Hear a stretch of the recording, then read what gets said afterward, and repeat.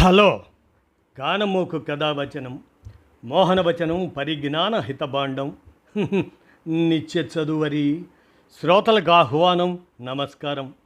చదవదగనెవరు రాసిన తదుపరి చదివిన వెంటనే మరువక పలువురికి వినిపింపబూనిన అది ఏ పరిజ్ఞాన హితభాండమౌపో మహిళ మోహనవచనమై విరాజిల్లు.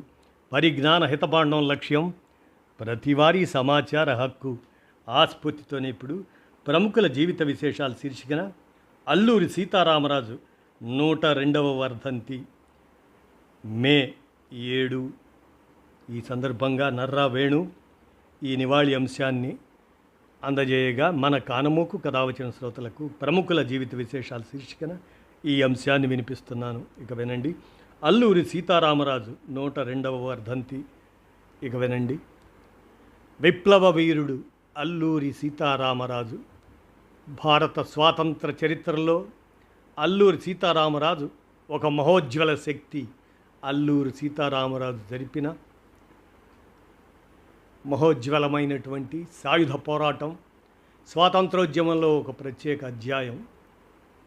ఆ క్రమంలో ఆ జీవిత విశేషాల క్రమంలో మనం పరిశీలిస్తే భారత స్వాతంత్రోద్యమ చరిత్రలో అల్లూరి సీతారామరాజు ఒక మహోజ్వల శక్తి. అల్లూరి సీతారామరాజు జరిపిన సాయుధ పోరాటం స్వాతంత్ర ఉద్యమంలో ఒక ప్రత్యేక అధ్యాయం. సాయుధ పోరాటం ద్వారానే స్వాతంత్రం వస్తుందని నమ్మి దాని కొరకే తన ప్రాణాలు అర్పించిన యోధుడు అల్లూరి. కేవలం 27 వయసులోనే నిరక్షరాస్యులు, నిరుపేదలు, అమాయకులు అయిన అనుచరులతో చాలా పరిమిత వనరులతో బ్రిటిష్ సామ్రాజ్యాన్ని మహాశక్తిగా ఢీకొన్నాడు ఆయన. అల్లూరి సీతారామరాజు 1897 జూలై 4న విశాఖపట్నం జిల్లా పాండ్రంగిలో జన్మించారు. అయితే పెరిగింది మాత్రం పశ్చిమ గోదావరి జిల్లా మోగల్లులో. రామరాజు తండ్రి వెంకటరామరాజు, తల్లి సూర్యనారాయణమ్మ. ఇక 9వ తరగతి వరకు చదివిన అల్లూరి సీతారామరాజు సంస్కృతం, జ్యోతిష్శాస్త్రం, జాతక శాస్త్రం, విలువిద్య, గుర్రపు స్వారీల్లో ప్రావీణ్యం పొందారు. సీతారామరాజు ఇంటి పేరు అల్లూరి. అల్లూరి వారు తూర్పుగోదావరి జిల్లా కోనసీమకు చెందిన రాజోల్ తాలూకా కోమటిలంక, బట్టేలంక గ్రామాల్లో స్థిరపడ్డారు. కోమటిలంక గోదావరిలో మునిగిపోవటం వల్ల వారు అప్పనపల్లి, అంతర్వేదిపాలెం, గుడిమాలలంక, దిరుసుమర్రు, మౌందపురం ఇటువంటి చోట్లకు వలస వెళ్ళారు. ఇలా అప్పనపల్లి చేరిన అల్లూరి వీరభద్రరాజు తర్వాత గుంటూరు జిల్లా నరసరావుపేట తాలూకాలోని బొప్పూడి గ్రామంలో స్థిరపడ్డారు. ఇతనికి 6 కుమారులు: వెంకటకృష్ణంరాజు, సీతారామరాజు, గోపాలకృష్ణంరాజు, వెంకట నరసింహరాజు, అప్పలరాజు, వెంకటరామరాజు. వీరిలో గోపాలకృష్ణంరాజు కొడుకు వెంకటకృష్ణంరాజు సీతారామరాజుకు తాత. వెంకటకృష్ణంరాజు అతని పెదతండ్రి వెంకట నరసింహరాజు బొప్పూడి గ్రామం నుండి పశ్చిమ గోదావరి జిల్లా భీమవరం సమీపంలో పాలకోడేరు మండలం మోగల్లు గ్రామంలో స్థిరపడ్డారు.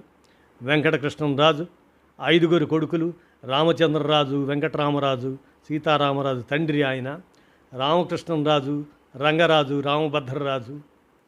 1917లో విశాఖపట్నం జిల్లా కృష్ణదేవిపేట ద్వారా మన్యంలోకి అడుగుపెట్టారు. మన్యం ప్రజల దీన స్థితిగతులను పరిశీలించి బ్రిటిష్ అధికారుల నిరంకుశ చర్యలకు వ్యతిరేకంగా విప్లవానికి సిద్ధం కావాలని మన్యం ప్రజలను పురిగొల్పారు. సీతారామరాజు ప్రధాన అనుచరుడు సేనాని గంటం దొర. ఈయనది నడింపాలెం గ్రామం. గంటం దొర మిగిలిన అనుచరులు సాయంతో బ్రిటిష్ అధికారులపై విప్లవానికి అల్లూరి తెరతీశారు. 1922 ఆగస్టు 22న చింతపల్లి పోలీస్ స్టేషన్పై తొలిసారి దాడి చేశారు. 23వ తేదీన కృష్ణదేవిపేట పోలీస్ స్టేషన్, 24న తూర్పుగోదావరి జిల్లా రాజవొమ్మంగి పోలీస్ స్టేషన్పై దాడి చేశారు. ఈ 3 స్టేషన్లపై దాడి ద్వారా భారీగా ఆయుధాలను సేకరించుకొని విప్లవం ప్రారంభించారు.